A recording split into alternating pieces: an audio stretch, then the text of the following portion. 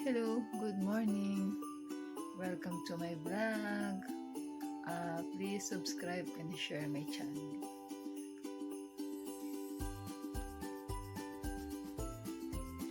Tulog pa yung mga babies ko.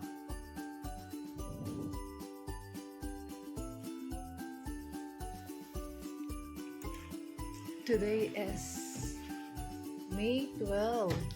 So, anong mayroon na yung araw? Araw ng butuhan.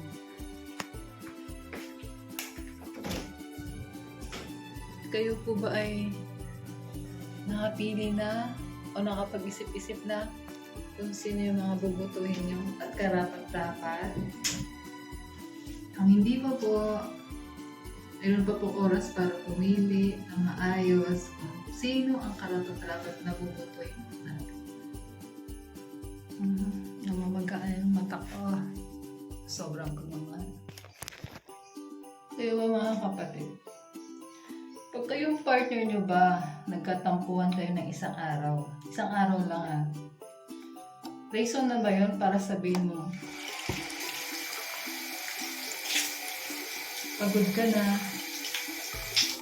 pagod na siya, at kailangan niya ng bumitaw?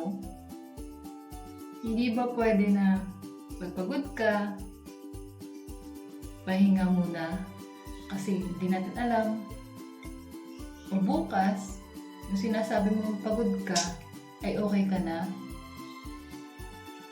Diba? At kung pagod na, di ba pwede magpahinga muna?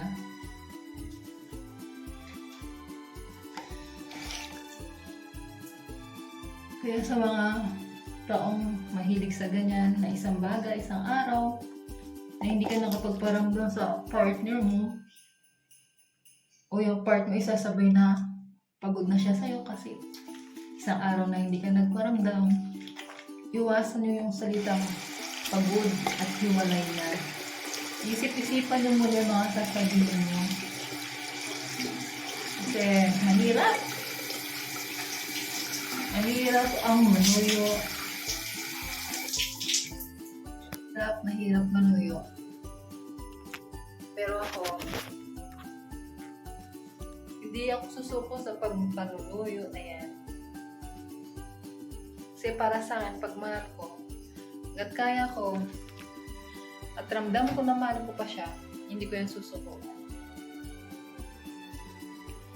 Nagmahal ka pa kung susukuan mo din naman kaagad, di ba?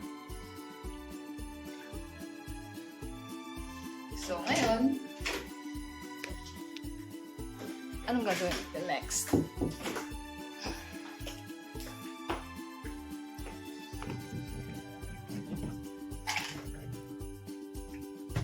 Boring ng buhay ko dito. So, ang boring ng buhay ko araw-araw. So, anong gagawin natin ngayon?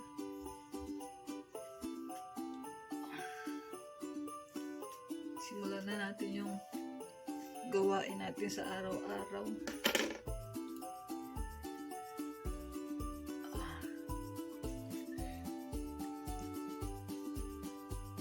First, alagyan natin ng pagkain yung mga alaga kong pusa. At pagtanggal na rin ng mga tain nito sa akin.